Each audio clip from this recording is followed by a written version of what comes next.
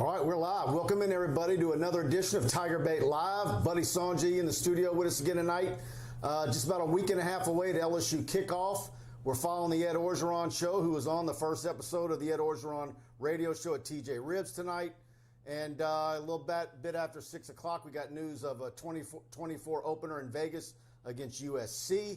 And a lot of people wondering what's going to happen in that UCLA game. We'll talk about that. I got some additional info on that from a good source. And another rain out. I think Buddy and I have been on our way to practice now 9 times.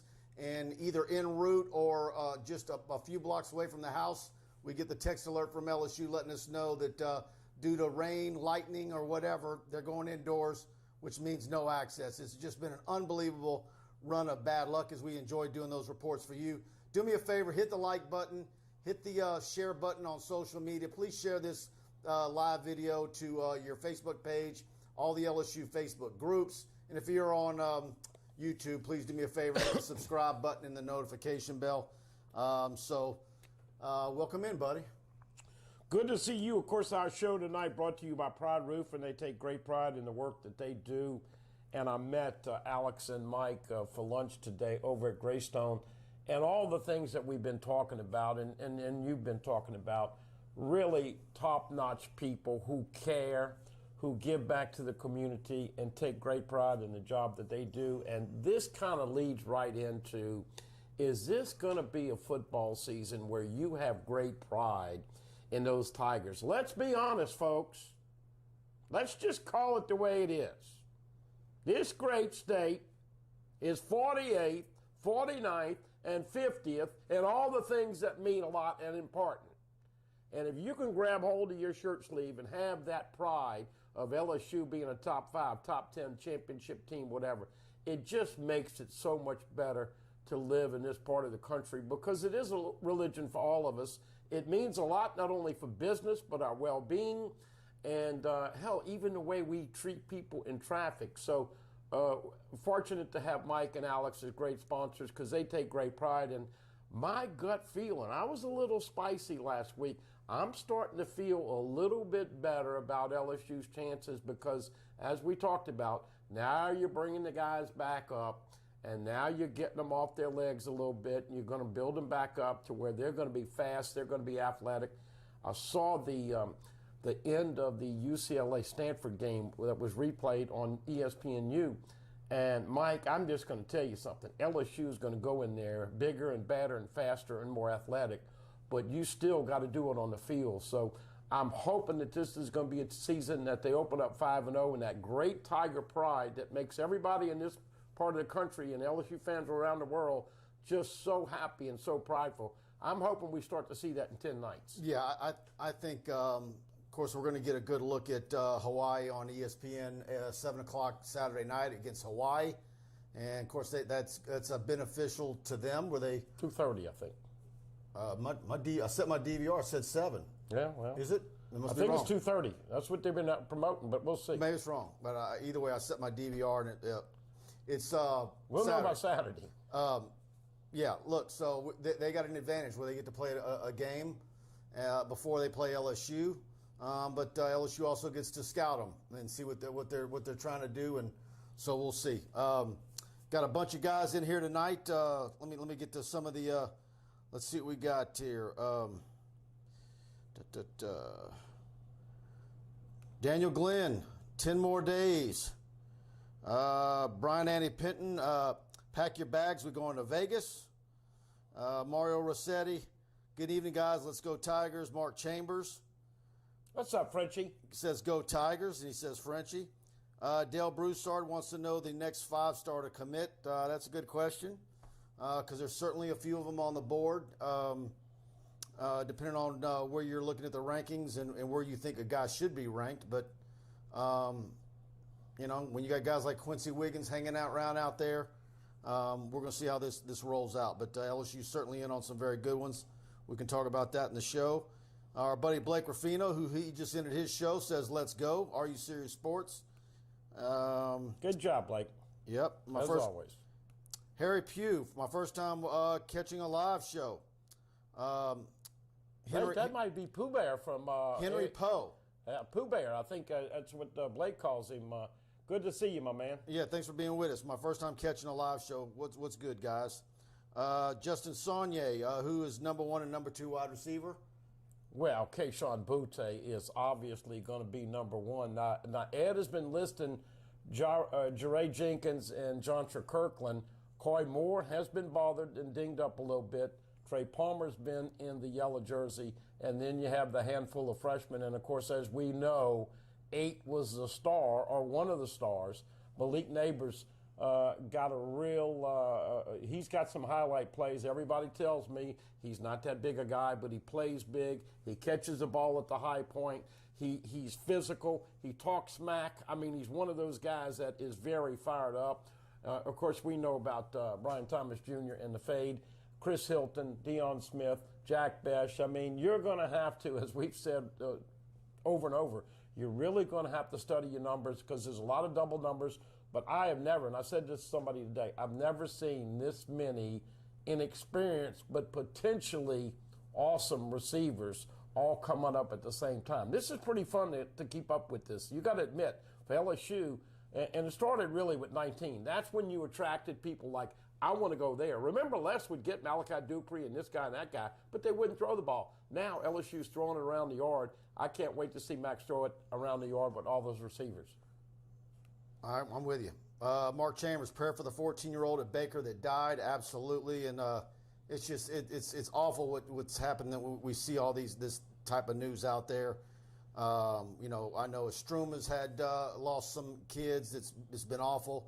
I was told there was a student was murdered in Bogalusa on Monday. It's just awful what's out there right now. Kenny Russell says he's heard that UCLA has a lot of injuries. What you hearing, Kenny? I talked to a guy yesterday, and I'm going to have a full breakdown of UCLA with a longtime UCLA source of mine. But we didn't get into any injuries. But and I was gonna get to him tomorrow. I said, you know what, I'm gonna get him Sunday or Monday after UCLA plays. I'm gonna wait. We're favored by 17 and a half, depending on what kind of money comes in. DTR, their quarterback, and they've got a couple of good running backs now. LSU's going to have to tackle well, and you know one of the things. And we were joking about not being able to go at practice. And, of course, I had to play Prince with Purple Rain 3 or 4 times in the last 9 days because that's all it keeps doing is purple raining on us and gets it out. But you do practice differently in the indoor facility. You and I have talked about it. He wants to be out on grass. He wants the sun. They don't have to worry about practicing with the wet ball drill because they've had plenty of opportunities. But I think this might heal up the injuries a little bit better. But I kind of hope that they can get back out, although the forecast is more rain than the next week. Jim Milano wants to know where he can get a Buddy Sonji bobblehead doll. Phil Tittle says 2:30 ESPN for Hawaii. So Cox DVR, you guys better get it straight. I'm gonna be upset if my TV's recording at 7 and not 2:30. Well, I didn't mean to correct you, but I've been talking about it at 2:30, and you know. A lot of people look at this show, and I'll be honest with you, I don't wait to. I got the little remote, and you hit your button, you say UCLA, and it brings up both games. It brings up Saturday and the LSU game the following week. So I hit the DVR to record both of them, but the DVR did say 7. But you know what? You can't really believe a lot of stuff that you see on TV nowadays. No. Let's see, guys. All right, let me scroll down a little bit. Chance Babin says the audio's low. How many of y'all are having a little low audio? Because when we tested it, it seemed fine. I wonder if some people are getting low, some aren't. We've got the audio. Our meter is looking fine right now. Joseph Scruggs, we have some nice O-line commits. Do you see any more? You know, we talk a lot about Armala from South Florida. LSU's battling Miami for him. I think LSU's in a good spot for him. The kid had a great visit to LSU. His dad really likes Ed Orgeron and LSU. Mom could go either way. Some might think she's wanting him to stay in Florida and go to Miami. So we're going to see how this battles out. Bless you, buddy. Yeah, that rain that last couple of days, I apologize. Let's see. Yeah, Harold Hibbert. We have 10 receivers that can play. Yeah, I've never seen as many, and you got the loyalty factor. Coy Moore hasn't been talked about, and some people, including Blake and everybody else, where's he been? I noticed the last time we were out there that he was gimpy, and that's probably why he hasn't been so upset that we haven't been able to go, because we report who's gimpy, who's out, and all that. He's been transparent with it. Stingley is going to come back.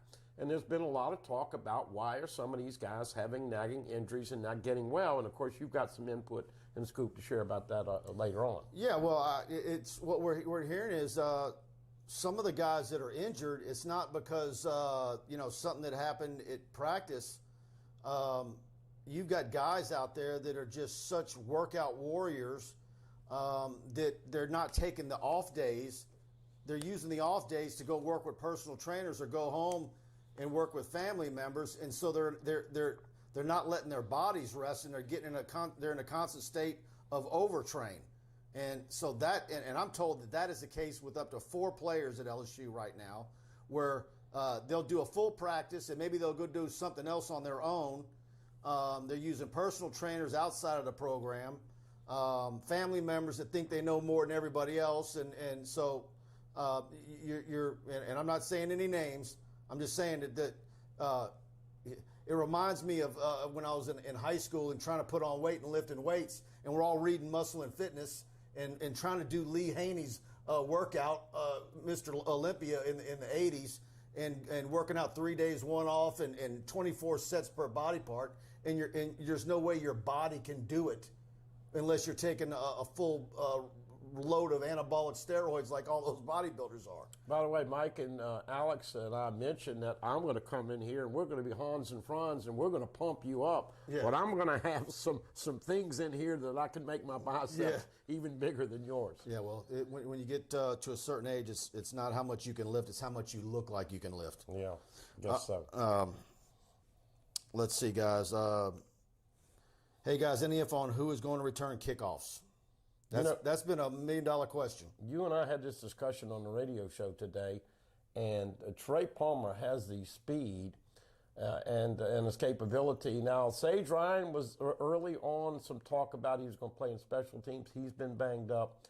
Stingley, something, and just a gut feeling. Stingley's got to break a punt return for a touchdown. Give me a thumbs up if you think Sting can take one to the house. He's wearing the number 7. And, oh, by the way, you know what just played on the SEC Network in the last week? Tyrann Mathieu and that incredible zigzag run, the one that didn't score, and, of course, the 62-yarder in the SEC championship game where LSU didn't pick up a first down. That 2011 SEC championship game was just replayed. But, really, LSU's got to get back to those old standards of Patrick Peterson and Eddie Kenneth and Kevin Falk and all those great returners. Yeah. I want to see Stingley be a little more productive. I think we go overboard. I've never been one that says I want to see Stingley on offense. No, me. You don't need him. You've got athletes there. You've got some world beaters there. But I'm going to say it right now, this Wednesday night, 10 nights before. Sting is going to take one to the house this year on a punt return. But on return, man, if you've got somebody who's electric. And look, and when we used to film him at Dunham, I think I filmed him at Dunham 3 times, maybe 3 or 4 times. And all of his highlights, anytime I would go, would be either if he was on offense or special teams, because as a defensive back, nobody would throw to his side of the field. Exactly. So, Alex Jr., 28, the LaRon Landry regimen, no doubt. Kenny Futch, I'm hearing a 5-star may commit soon. We'll see on that. Let's see. Glad to have you with us again, Kenny. Kenny's been coming every week.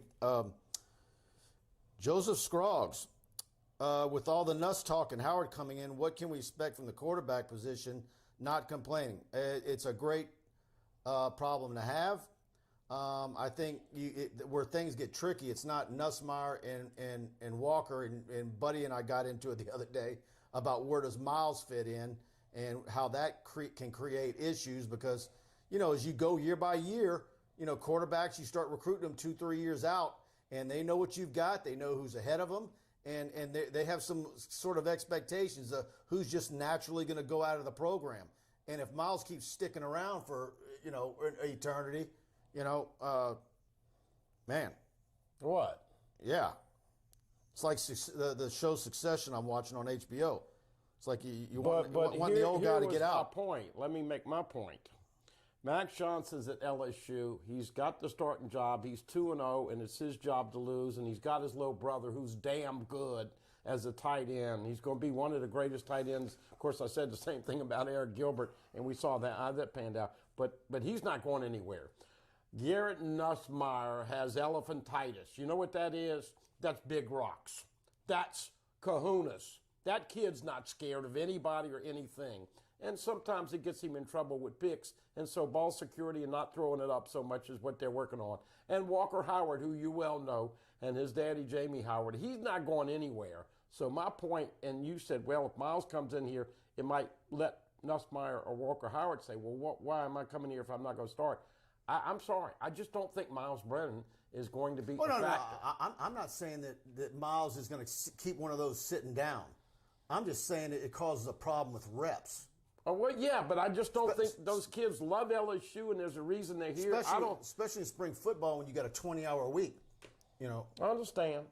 But listen, right now it's a good problem to have, especially with what's going on in college football. Very few colleges are going to have 4 quarterbacks the caliber of Johnson, Brennan, Nussmeier, and Walker. Yep. Very few. Mike and Buddy, do you think Miles Brennan will ever take another snap at LSU with Howard coming in next season? Look, you guys know I've joked with Walker before and said, man, Walker, I've done so much Walker Howard content. I'm gonna change the script on my logo, and it's gonna be Walker Howard's TigerBait, and he just laughs. You know, and you guys know I've been beating the Walker Howard drum since he was a 9th grader, and I saw him at Turling's one Tuesday night.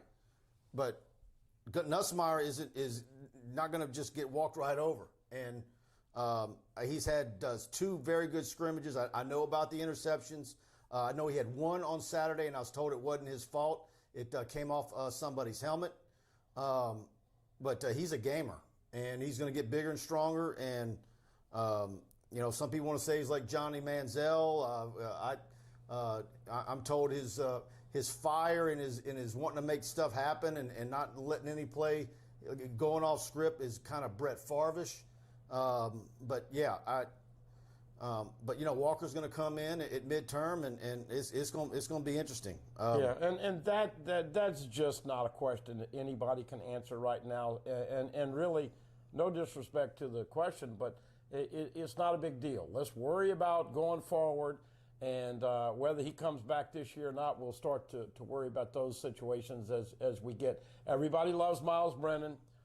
He's got 4 NIL deals. He's not going anywhere, but a lot of that answer is also going to be up to Miles Brennan. What kind of, how much is he going to put back in doing the things to get back as a number 2?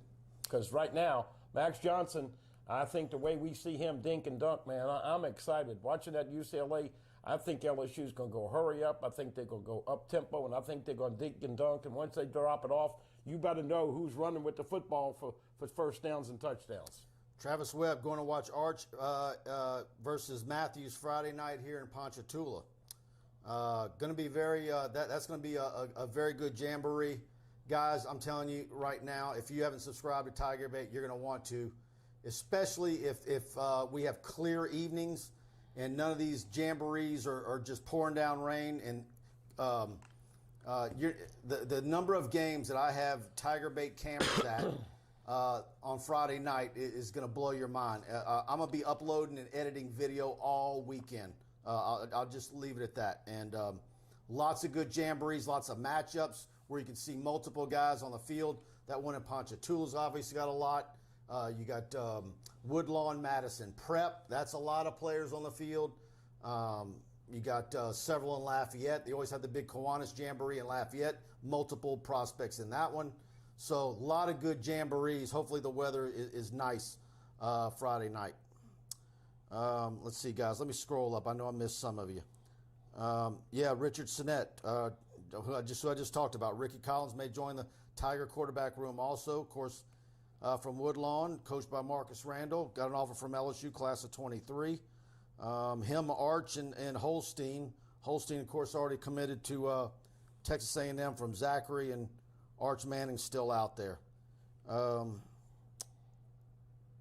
But I think most of us would agree that LSU is, even though he likes the Tigers and likes the offense and the staff, it's just not feasible.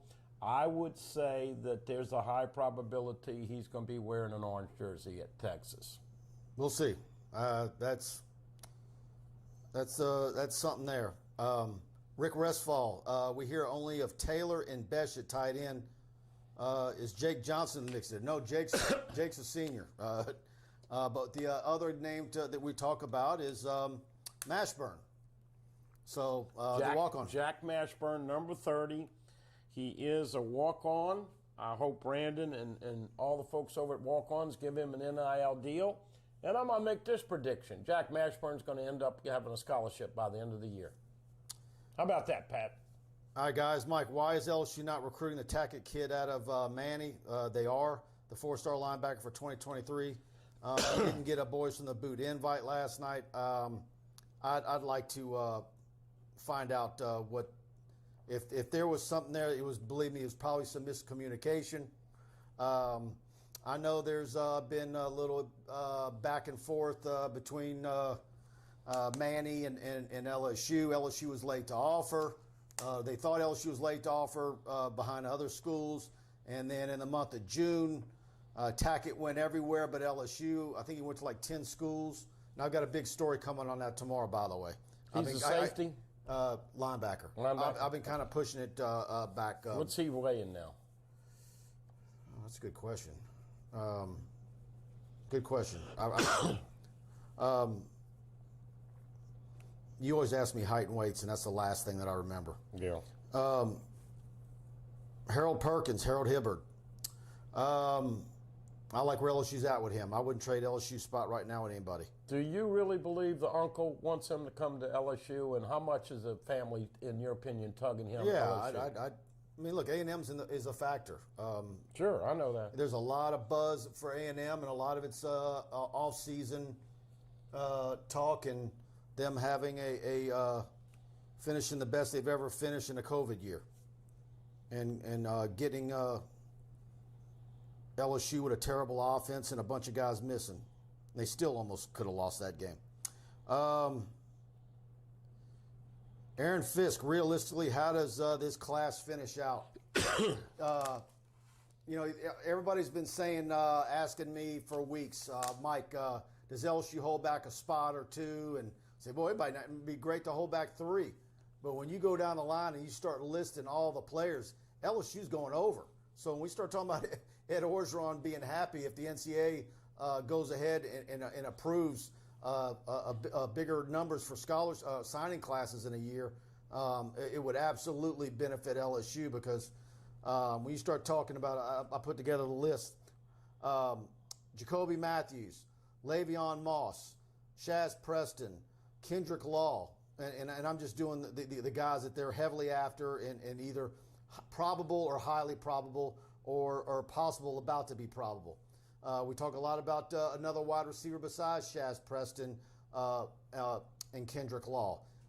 And could it be a guy like Evan Stewart, who's highly coveted, or one of the other wide receivers in Texas?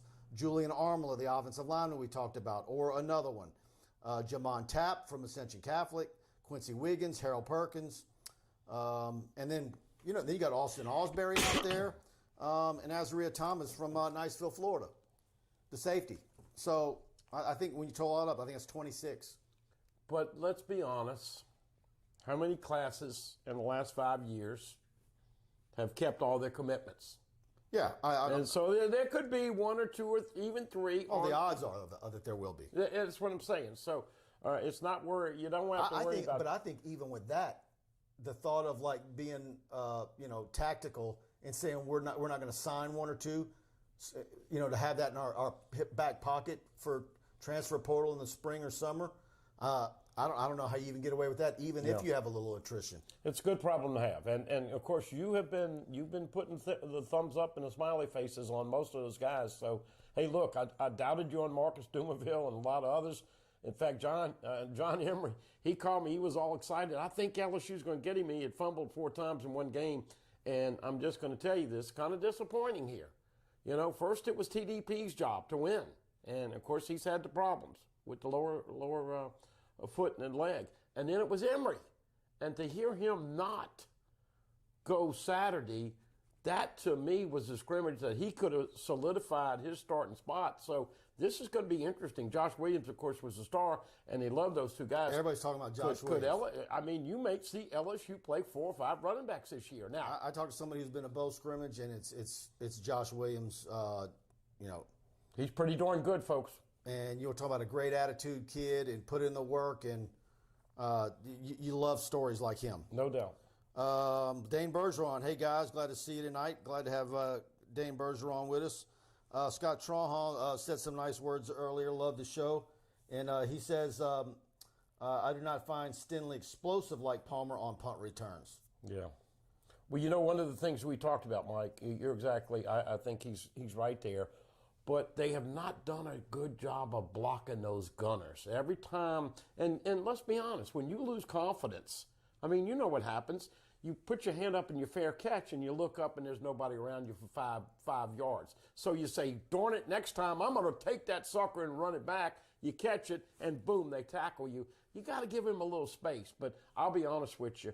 I am going to make that prediction. I do think Derek Stingley gets into the end zone this year with either a pick six or certainly a punt return for a touchdown. All right, guys, I want to talk about one of our coveted sponsors tonight, my good friend, Tony Freeman. She's absolutely one of the best that there is out there, and we're glad to have her with us, sponsoring TigerBait each and every week. So if you're thinking of buying a home or refinancing your current mortgage but haven't found a lender you can trust, let me tell you about Tony Freeman with Assurance Financial in Baton Rouge. She's a dear friend of mine, someone who many of my friends have used for their mortgage needs repeatedly. In fact, one of my very best friends refinanced with her a month ago and has done multiples homes with her. Tony's knowledge of over 25 years experience in the mortgage industry is unsurpassed. She offers a wide knowledge of home loan products, whether you're a first-time home buyer, ready to buy a new home, or just want to explore your refinance options. Tony can guide you through your next mortgage experience. You can feel confident you're making the best financial decision with Tony as your guide. And not only is Tony a huge LSU fan, but Assurance Financial is a proud partner of LSU Athletics. Give Tony a call today, 225-239-7150. Again, 225-239-7150. Tell her you heard about her on TigerBait.com. NMLS number 104765, Equal Housing Opportunity 70876. And Tony's a dear friend of mine. Guys, I love the fact that I've got advertisers with us that I've known for years, I can vouch for. And there's no pleasant, more enjoyable, sweet lady than Tony Freeman. Give her a call. I can't say enough about her. Buddy hadn't met her yet, but believe me, if he did, he would be saying the same thing. I hear she is terrific. Yep, and I think some of our viewers know Tony. So, in Assurance, like I said, is a big LSU, the official mortgage company, and so you can't go wrong with them. Everybody you see at all the red lights, you see their benches for bus stops. So, give Tony a call and tell you heard about it on TigerBait. The LSU USC game. As soon as that news came out, one of the guys on our Tiger Den message board said, Mike, well, what about the UCLA game that's scheduled to be the opener for the 2024 season? So I reach out to my LSU source and I ask, what is going to happen to that UCLA game? And he says, it's still there. I don't know where that info is coming from about USC, but it's not done. It's not done yet. I tend to think that it's probably going to be done, but that UCLA game's still there. So, is this going to be a deal now where, LSU's has made the attempts to schedule these very nice home-and-home series, and they make it so that they give, in order to sweeten the pot, they give the other team the first game. Well, that's what's been happening. And the second game ends up never happening. And now the Texas game, the return visit here, now that they're joining the SEC, you're going to get screwed out of that. That's going to be a wash. Guess what else? Arizona State. It's almost like you need to tell Sankey, look, man,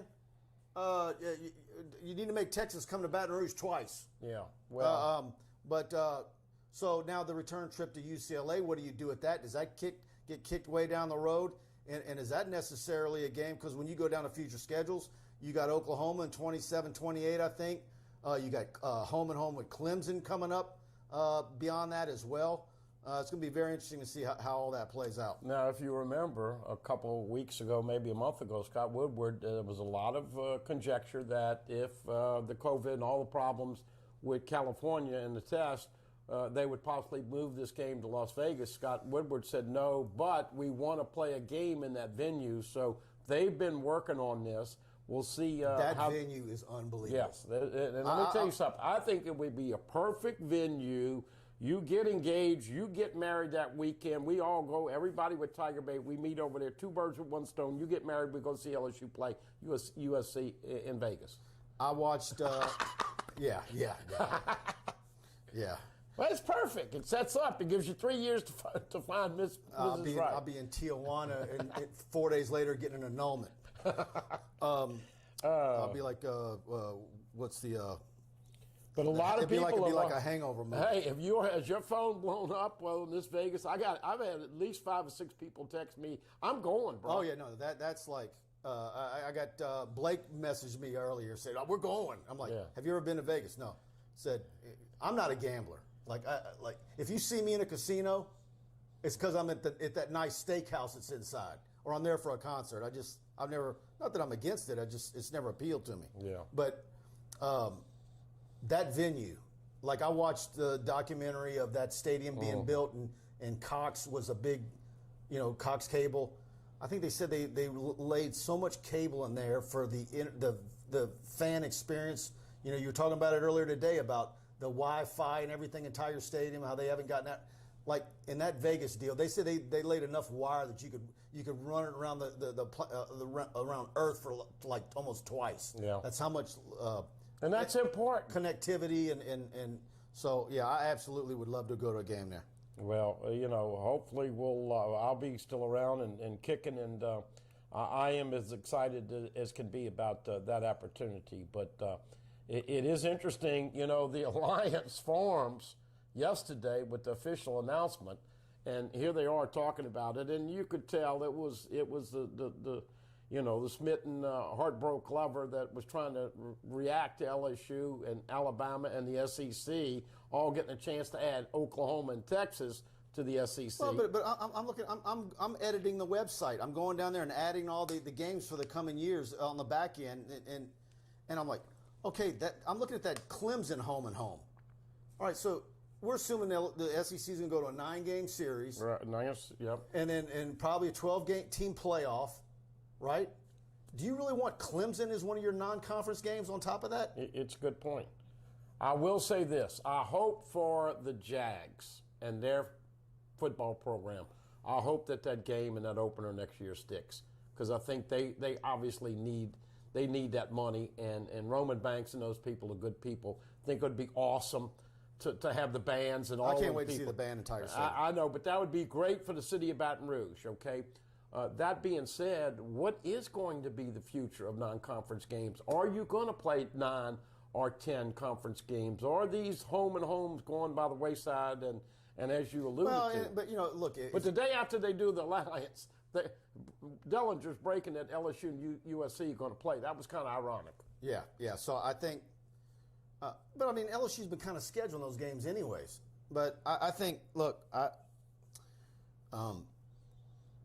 unless they devise a system, a new computer system or a new way to how you're going to get into the playoffs and what's going to happen there, then I don't mind the Clemson game on top of what you got.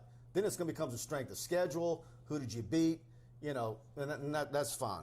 But I still think, you better be able to say if you actually win the SEC championship game, you're getting a bye in whatever playoff system they come up with, because that's just way too many games. I got a message from Rock and Roll Barry. He says, I'm not worried about Mike getting married. Mike, who will be the starting quarterback in 2024 when LSU plays USC in Vegas? Brian Madeir says Mike is starting to look like Mulkey with it's starting to look like Mulkey will be a serious factor in her first year at LSU. Man, I think all LSU sports are about to have a banner year. Absolutely. And I'm still maintaining, although the way Will Wade finished up his roster, but I'm still going to stand by my prediction that the women's team outdraws the men in December. Well, look, I just know this. We were talking about the programs, and really, when you talk about Coach Wade and Coach Mulkey, and everybody is loving what Jay Johnson has done, and football, you and I both feel like 9 is the floor, and 10 or 11, and depending on injuries and the way things go. But then you throw in beach volleyball, you throw in gymnastics, you throw in soccer's appreciably improved. I mean, LSU's got a nice little stretch going here. Most of those programs are very good, and if we could just get this pandemic out of the way, once again, we really had brought it up. But as most of you know, if you've been behind a rock in a hard place, LSU implemented and released that you will have to be vaccinated or have a COVID-19 negative test 72 hours prior to going into the stadium, and this is going to be interesting. I don't think it's going to affect them number of tickets. Here's what I'm getting from people: too late to change. I'm gonna keep my tickets, but next year, depending on how LSU does and how well this all is smoothed over, because let's be honest, this was important for LSU to salvage tailgating. People were pretty hot. I read your site; they were pretty, and it was kind of interesting. A lot on this side, a lot on that side, Mike. Boy, it's a tricky situation because, look, I know people who are vaccinated. But just because they're vaccinated doesn't mean they like being pushed around. Yeah. Well, look, it's everybody's prerogative out there. And it doesn't do you any favors when I see a post like this on my message board right now where someone who's on one side of the political spectrum says that the IQ in Tiger Stadium is going to be the highest it's ever been because of the vaccinated, of the lower numbers, that meaning you're a higher IQ if you've gotten the vaccine. Yeah. Dude, I know some very, very smart people who will not get it. And listen, everybody has a personal choice. I talked to Mike about this a month ago. I said, listen, my doctor, who was an All-American at LSU, and he's an All-American doctor, Dr. Joseph Almagamo. I said, get the vaccine. He said, yes, I got it. I trust him. The problem that we have, and I really believe this is the crux of the problem, when I was growing up and you were growing up and you got a vaccine for polio or whatever, we believed mainstream media. You didn't have all this fake bull crap and fake news. When they told you something on TV, radio, print, magazine, more than likely, there was a high probability it's true. Now you can't trust anybody, and you don't know who to believe. So all of a sudden it's like, no, they're not going to tell me I have to do this to go. But they made the parameters. Now here's the interesting question for you. Does this hurt LSU in terms of SEC? Because I'll be honest with you, and I said it today and I believe it. I don't think you'll ever see 100,000 people in Tiger Stadium again. They've alienated a lot of sugar daddies, bigwigs, jobbers. They've alienated a lot of money people, and now you're limiting this. I don't see ever us going out there and you see people with 2, 3, 4, 5, I need this many tickets. Those days are gone. You're going to see more tickets in the air than fingers, and it's a combination of those things. And as you alluded to earlier and on the show today, people want to start downsizing and have more suites because, and here's the other kicker with LSU that I get, until you get this fixed in the stadium, those students are going to leave at halftime. Yeah. Let's see. A lot of it, I can't wait for the game in Vegas. That's going to be that's going to be a ticket that everybody wants. Chance Babin, would Southern's band be allowed to play neck? Yeah, because I don't think their student body says. I think there should, their version of neck obviously is a little bit different than LSU's. I think they should both have they should both play neck, and then we see how it goes. Well, they're not going to be saying STTDB. Yeah, no, you don't say that. Dude, I saw a bumper sticker with that the other day. And a girl got out of the vehicle. Yeah. Shannon Williams, Georgia is not restricting. Nope. Neither is Alabama, neither is Florida, neither is Texas, neither is Arkansas, neither is Mississippi. But that's what I was asking you indirectly. Do you think... What do Kentucky and Louisiana have in common? And I'll leave it there. Well, Democratic governors. But here was my question I was asking, not the politics or whatever, but is this crowd going, these restrictions going to diminish the ferocity and the intimidation that Tiger Stadium brings on a Saturday night after you got almost 100,000 people with pop in them? And now, you know, I really believe this year they'll be lucky to get 80,000 in there. I think it depends on the game. I think people are going to go. I don't, you know, we're going to see how this, how it plays out. But look, they weren't, you know, they weren't getting 100,000 for some big games. Yeah, and that's been a multi-year problem in the SEC. Not the last 5 years. Where Where athletic directors are upset that they realize we overbuilt, or we should have actually pulled back, trying to get to that number and had built more suites, because that's where the money's at. People are willing to if they've only got an opportunity for one, whether it's being a part of a Mardi Gras crew that costs them thousands of dollars, and plus throws and balls and everything else, or having a nice suite and drinking mixed drinks with air conditioning, you know, people want that option. So that's what people desire. I'll tell you what. They want the full smear when they go to an LSU game. The game is a no-brainer in that case, because Mardi Gras hadn't happened the last 2 years. Yeah, and then for some of these crews that some of my friends are part of, you know, LSU, you get how many home games? 7. 7 home games. Mardi Gras is one day of the year in a ball. Yeah. Generally 7. Every now and then they'll have 8, and we'll see. All right, guys, let's see. Couple of tidbits I wanted to bring to the table, Mike. I was looking at all of the true freshmen that have been mentioned this year, and at different times. Mason Smith, who had 3 sacks, he's wearing number 0. He's going to be in on all of the cheetah and pass rush packages. It's going to be so cool. Ali Gay, Mason Smith, Jay Roy, Andre Anthony, B.J. Ojolari, all those guys. The LSU going to get after the passer this year. That's going to be funny. Derek Davis Jr. at safety, number 6. He's making headway. Deion Smith, smooth as can be. You saw this kid when he was being recruited. Another number 6 on receiver. Malik Neighbors plays much bigger. You can just tell he's a baller, not afraid. Brian Thomas, number 11. I really think that 6'5" reach, they're going to throw the fade. If UCLA's got a 5'11" cornerback, it's a mismatch. You'll see him catching some balls in the corner of the end zone. Matthew Langlois has been dinged up, but they like him on special teams right now. Sage Ryan's been dinged up. I really thought he had a chance to unseat Cordell Flott, but not when he's not been on as a nickel corner. So Flott is going to be your nickel corner. Then you got Chris Hilton, Mike Jones coming up obviously as a transfer. I don't know what's going to happen with Mike Jones. He tried to play inside, and he's like number 5 or 6 on the depth chart. Yep.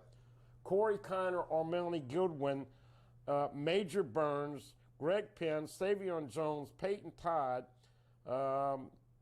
Garrett Dellinger when he gets back, Jack Bash. Now, we hadn't heard much about Bryce By the way, you asked about I missed a good portion of Ed Orgeron's show tonight. Guys, let me know in the chat if he addressed anything on Dellinger, if we missed it. If he added anything, or if someone asked him the question. But that's 15 to 20 new players just coming in. Burns from Georgia and Jones from Clemson. And then that's not even including the guys that are going to have bigger roles that didn't play much. You got another 15 or 20 like Devonta Lee.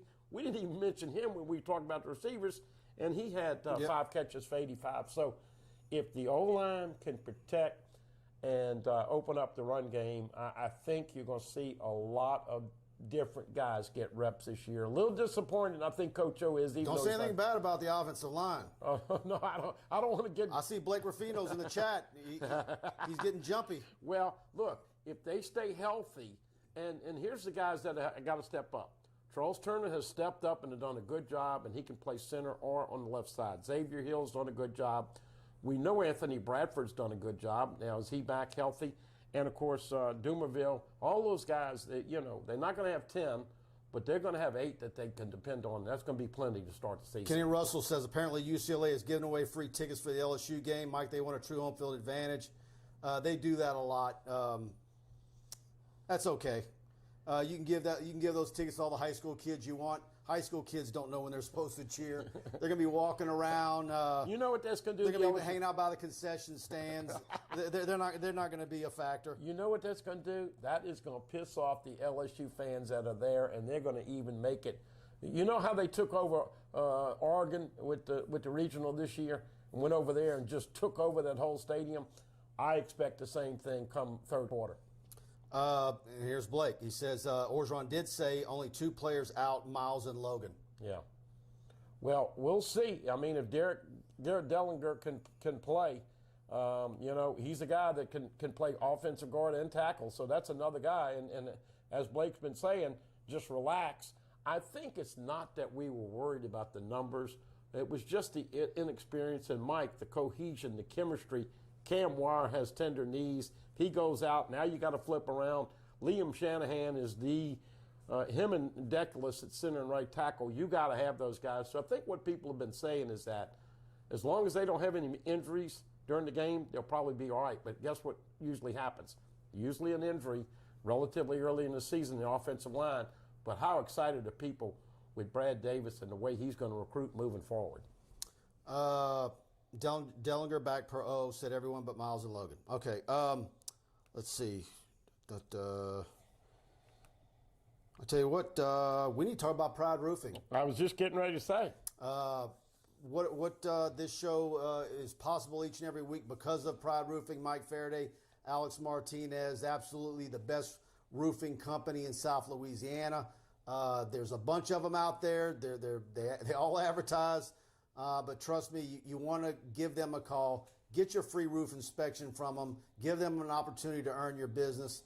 Give them a call, 1-855-PRIDE-16, 855-PRIDE-16.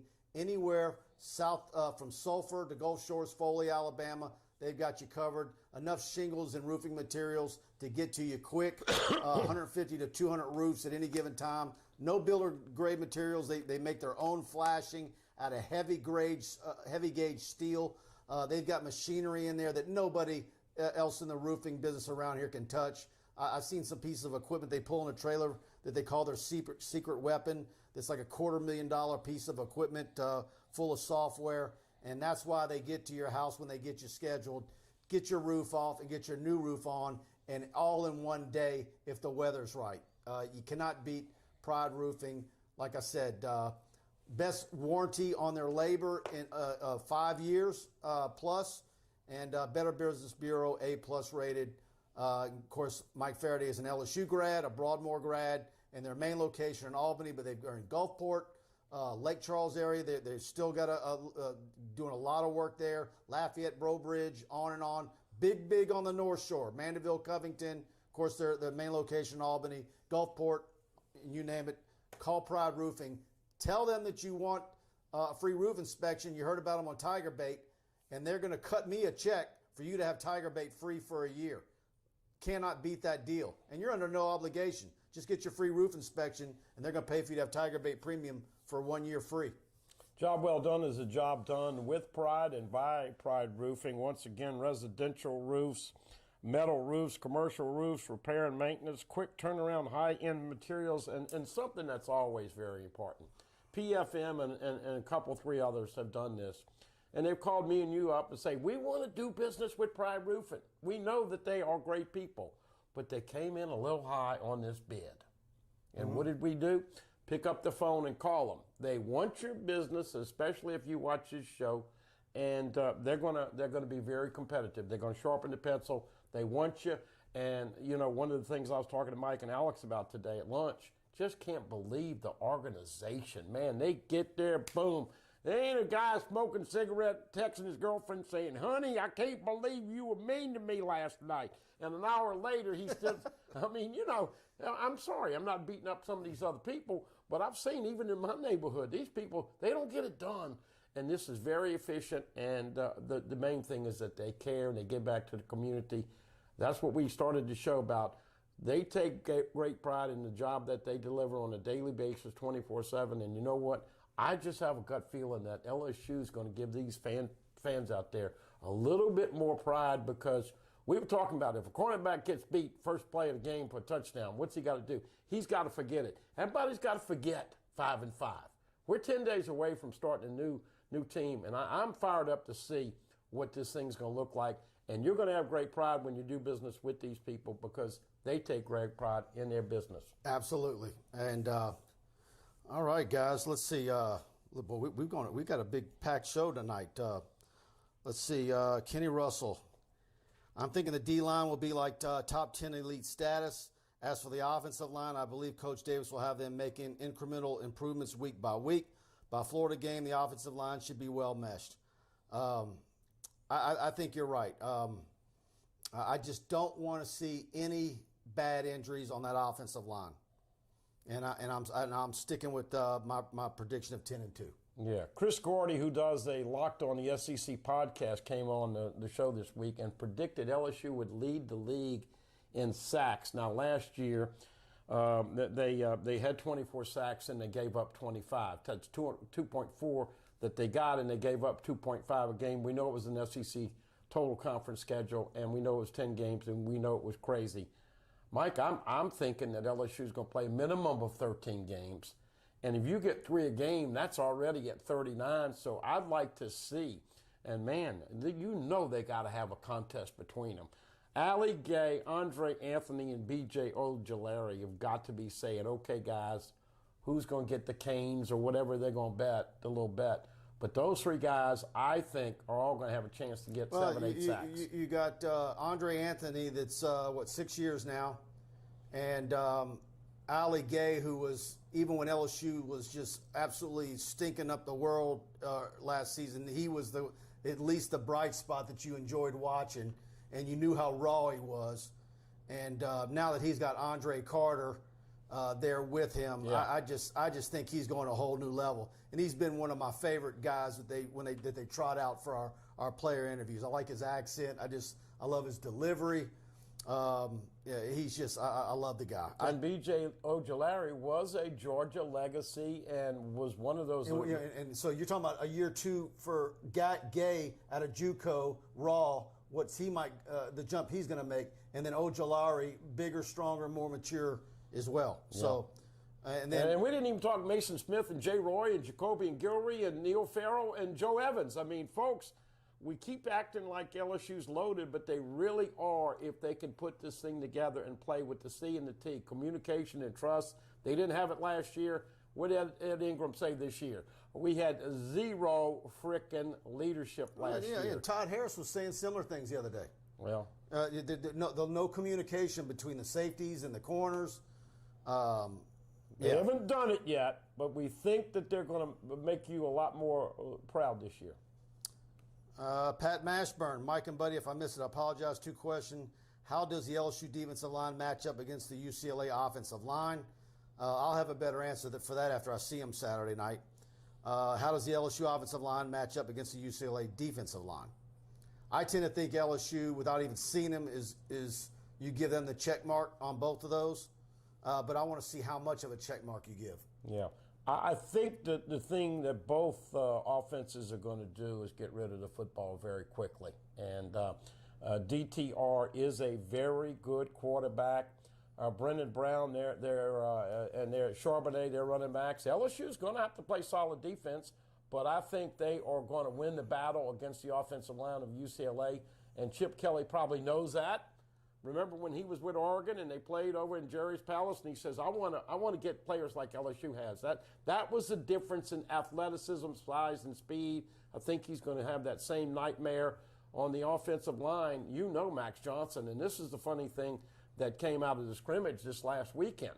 They started to implement that hurry up and that no huddle and that up tempo, up tempo, up tempo. And you know what it does? It makes that defense practice because you get gassed. I don't care if you're 21 and a Chippendale dancer. When you have to go down the field and play defense and boom, no substitution. So it's helping each other out. But I think both teams are going to throw it and get rid of it quickly. I think LSU should definitely win the defensive line against their offensive line. I think the LSU offensive line, if they take care of business, then you're looking at a double-digit win. Yeah. Richard Sinnett also brings up Savion Jones. Will also be a very good one. Initially I was like, okay, is he going to be a guy that they give him a little action, but then they pull the plug after 4 games? It's my understanding that they expect him to get play every game. Yeah. No. I don't think you got to worry about that. Now, my question is this: is he going to have his hand in the ground? Is he going to stand up? I know he's coming from the edge, but look, I would expect a lot of pressure from the edge this year. And, here's the thing, Mike. People asking me, my phone's blowing up. Who's going to be the starting middle linebackers? We know Damone Clark's got to play better than he did last year in 18. We know Micah Baskerville is coming. Bug Strong is a guy that they have to keep him off of beating up people at practice. And then Jared Small is one of these fifth-year guys that's been around the program. And another great story. He's a great story. So that's why Mike Jones, we're going to see him on special teams, or they're going to move him outside. But, can LSU effectively stop the run in the A-gap, right up the gut? If they can do that, there's going to be a lot of cocktailing this year. Ron G., you just dropped his name. As soon as I put his name up, his question on the screen. Anybody else wanting to see Bug Strong set the defensive tone with one of those fierce thumper hits we've been hearing about? Man, the old days, we'd call him a snot knocker. They call him a thumper now. And I hope he's not as crazy as Skalski at Clemson, who wore that neck brace and had a tendency to lay to wood, but he also had a tendency to get tossed with targeting. Dane, are you going to keep the show on Wednesday nights during the season since Coach O's show is on Wednesdays? Yes, definitely are. I've got my football season charted out, and I'm going to be at a lot of Thursday night high school football games around the state. So about to log a lot of miles. So let's get those gas prices down, please. And that's why, guys, please go subscribe. If you're into recruiting, you're going to want to see all the video I've got coming your way. It's going to be unbelievable. I've got a Word file that I've got all of who's shooting video for me, where I'm going, where my other 3 cameras are going to be, and it's going to be nonstop. I think probably by the end of September, if we have decent weather, there aren't going to be many recruits for many of the years of whether it be 22, 23, maybe in a little 24 and 25 that I hadn't gotten to by the end of September. That's how stacked our schedule is very, very early. So you're going to subscribe to TigerBait. Choose the annual package. Go to TigerBait.com after the show. Subscribe. Choose the annual package because when you do that, you save money rather than getting billed monthly. You get 3. You're basically getting 3 months for free when you do that. We talked about IQ, and somebody made the comments about the IQ in the stadium. We're going to give the IQ award this week to those schools and programs on the fringe of Baton Rouge that have decided to get turf. And, I remember it. I'm not trying to get your blood pressure up, but about 5 years ago, it might have coincided with the year of the flood in 2016, but about 5 or 6 years ago, man, Olympia was hardly playable at the end of the year. There's so many games. And at the time, I called some people up with Breck, why don't you do a turf right there with all the, and of course it was a typical BS and procrastinating or whatever, but really, that ought to be something that ought to be on the drawing board. I just see so much stuff in Baton Rouge that is asinine. Woodlawn gets a state-of-the-art school built, almost 20 years ago with a brand new stadium that's fantastic, but they don't put field turf down. So it's usually the field is a mud hole for most of the year, particularly early. All right? Estroma's got a nice stadium. No turf. You build the new Liberty High School. They had enough room back there to build a stadium on campus. They don't build one. Olympia Memorial, Breck, no field turf. I think Memorial, I've been to several games there. I think the bones of Memorial Stadium, it wouldn't take much. I mean, you could do so much at Memorial Stadium. The bones of that facility is still good. You improve the press box, add field turf. I don't know why you couldn't have outdoor concerts there. Well, and I think this weekend, I think Friday night, Memorial Stadium, U-High and Calicine is scrimmage, and that's a lot of with Emory Jones and Sampson, and of course the Osberries and all that. There's some pretty. You're talking about a 20,000 seat stadium. So when they were debating, before COVID hit last year, and because LSU's field was getting ripped up, and they were going to play the game at Southern, well, Memorial might have been an option had it had field turf. But they don't want to risk kids on that grass. Well, and the reason I brought this subject up is because of the inordinate amount of rain. And somebody asked me after the show today, and I said, like this, when's it going to stop raining? I mean, is this rain going to carry over to the start of high school football and college football? And I said, I hope not. Meanwhile, in Ascension Parish, all three of the high schools are getting field turf. East Ascension, which you guys saw my Captain Shreve video last year when I interviewed Kendrick Law. I had mud up to my knees. But what do? They got proactive and they fixed it. So Santa Ma, East Ascension, and Dutchtown are all getting field turf. I will say this to add now. Everybody and Coach O said it now. I'm hearing that this LSU field is going to be something that you can take great pride in. I think they finally got the turf fixed, and I think Scott Woodward and everybody in the maintenance out there worrying about the fields.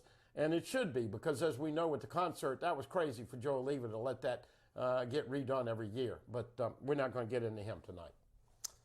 Did you catch this, buddy? Because I didn't. Brian Badir, who's a Louisiana baseball player that decommitted from LSU and committed to A&M?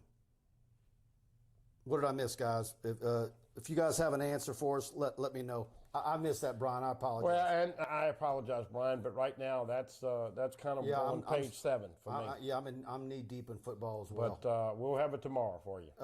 American Patriot, great show, guys. I love my Wednesday show. Thanks for the kind words. By the way, guys, when I said earlier, what do Kentucky and Louisiana have in common? I actually got that wrong, because I was told Governor Edwards didn't want to be a part of that mandate. That was strictly LSU's decision. They put his name in the release, the governor's name, in the first paragraph, but that wasn't him doing that. Because if that was him doing it, you would see the same policy at Cajun Field. Yeah. I washed my hands. I've seen it in Ruston or anywhere else. Political talk tonight. So sorry. It's an LSU decision. So take it up with Scott Woodward. Richard Sinnett, great show, Mike. Thank you. Johnny Johnson, is there a reason why schools like LSU do not have a JV team? A few do, like Air Force Academy. It seems like we could develop some players that way. Well, they had a freshman team many, many years ago, and I've interviewed guys that actually played on that LSU freshman team. Of course, this is when freshmen were not eligible, and we know that all that has changed. But no. How did the armed forces get away with it? Because I think and because I remember reading the rule on it. Who was the fantastic offensive lineman from Cavalcade 2 years ago that went to Army?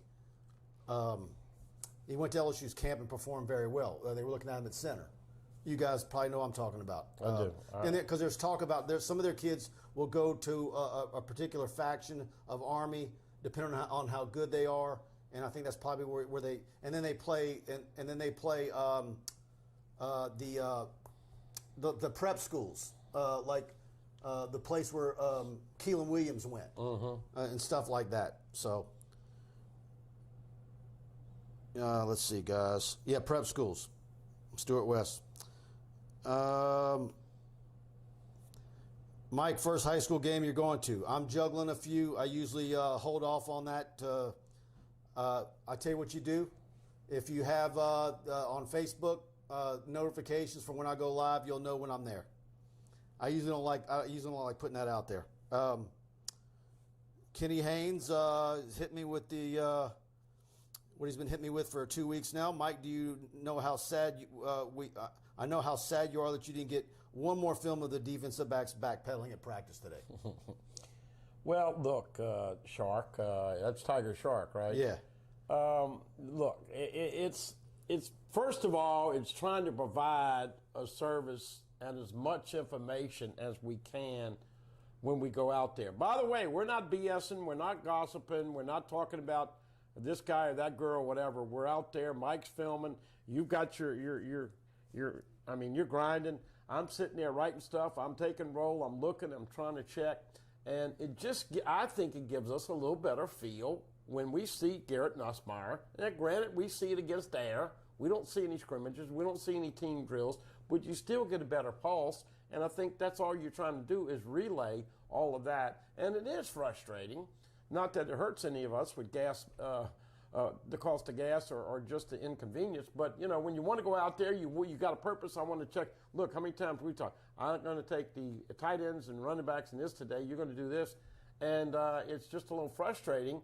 And I hope somebody asks him about this on Monday or maybe even after the scrimmage on Saturday. Do you have a problem with so many of the practices moving indoors? Because a couple years ago, now I think they redid the surface, but maybe 10 years ago, that place was bad on shins and ankles and knees. I know they redid it, but I'm just saying, you still don't get all the benefits of going indoors every day versus outdoors, and you're playing on a grass field, which is a mighty good-looking grass field. Yeah. The Rose Bowl. Paul Escon, buddy, you looking sharp in that Pride roofing hat. Yes, I got my NIL sponsors. I got my new Greystone shirt, which is a FootJoy shirt, and I got my new hat from, of course, Mike and Alex, and they are a great team. And you know, it's amazing when you talk about people that get in business. Isn't it amazing? It's just the same thing with relationships. I mean, you know, I couldn't have a wife that would talk as much as me because nobody would ever get a word in. But those two guys mesh, and what I like about all businesses that have success and all people that have success is that humility. Those guys don't walk around and say, hey, man, I'm proud. They just grind it, they do it, they care, and they wake up the next morning and do it all over again. And That's right. So got to love my people over at Greystone as well, although they've been fighting so much rain. Yep. All right, guys, thanks for tuning in tonight. We went an hour and 7 tonight, so thanks to all you participating. Please go to TigerBait, subscribe. Like I said, if you're into recruiting, if that weather stays away, you're going to have so much video in the next 4 to 5 days, your head's going to spin. And we're using real video cameras. We're not shooting with cell phones from sidelines like some of the stuff you see out there. So you're going to want to subscribe to TigerBait. We would love to have you. And we've got a lot coming for you with game week approaching and a whole lot more. We got our post-game shows coming up, our Wednesday night show next week. Preston's show starts next week. He's going to be doing that on Tuesday nights. So we've got so much coming your way on TigerBait.com. If you're an LSU fan, we want to have you.